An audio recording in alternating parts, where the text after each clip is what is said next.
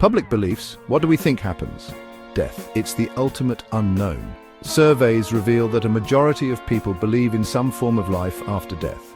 A 2014 UK Telegraph poll found that nearly 60% of respondents believed that some part of them lives on.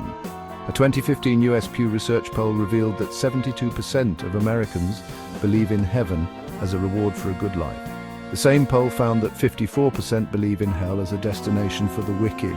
These numbers tell us that the concept of an afterlife in some form is deeply ingrained in human thought. But what really happens when we die? Science provides a concrete, if somewhat less romantic, explanation of the physical processes that occur when life ceases.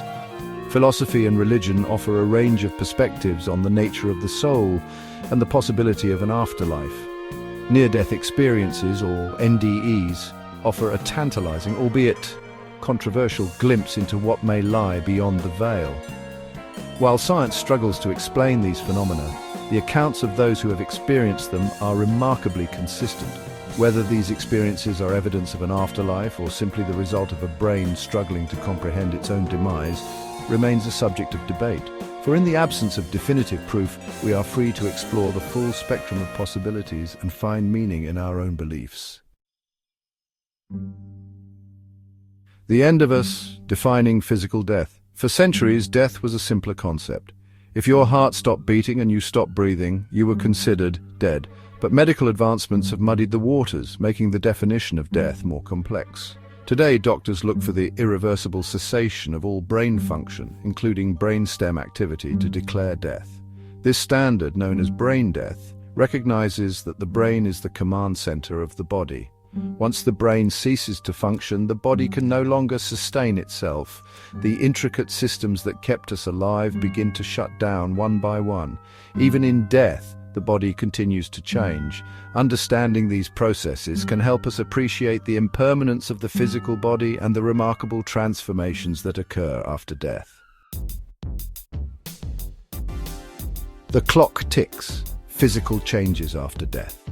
In the minutes and hours after death, a cascade of physical changes begins to take place. One of the first noticeable changes is the relaxation of all muscles, including sphincter muscles. This can lead to the release of bodily fluids, a natural but often unexpected consequence of death. Air escaping from the lungs may cause moaning or groaning sounds, adding to the unsettling nature of the post-mortem period. One of the most well-known post-mortem changes is rigor mortis, the stiffening of the body. This phenomenon, which typically sets in within 2 hours of death, is caused by a build-up of calcium in muscle cells. Rigor mortis peaks around 8 to 12 hours after death, causing the body to become rigid and inflexible. Another change, livor mortis, occurs as blood, no longer circulating, pools in the lower parts of the body due to gravity. Decomposition, the process of the body being broken down by bacteria and other microorganisms, is well underway by this point. This natural process is essential for recycling organic matter and returning nutrients to the environment. Section 4. A glimpse beyond near-death experiences. These experiences, reported by individuals who have been revived after clinical death, often share striking similarities. Many describe a sense of peace and tranquility, often accompanied by a feeling of separation from their physical bodies. Some report seeing a bright light or encountering deceased loved ones. NDEs are often profound and life-altering experiences, leaving individuals with a decreased fear of death and an increased sense of spirituality. Section 5. Searching for meaning, philosophical and religious perspectives. Philosophers and theologians have grappled with the meaning of death for centuries, offering a wide range of perspectives on the nature of the soul and the possibility of an afterlife. René Descartes, a 17th century philosopher, famously argued for the separation of mind and body, suggesting that consciousness exists independently of the physical realm.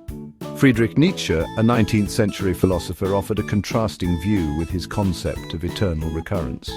Buddhism, an ancient Eastern tradition, teaches that death is not the end but rather a transition to a new state of existence.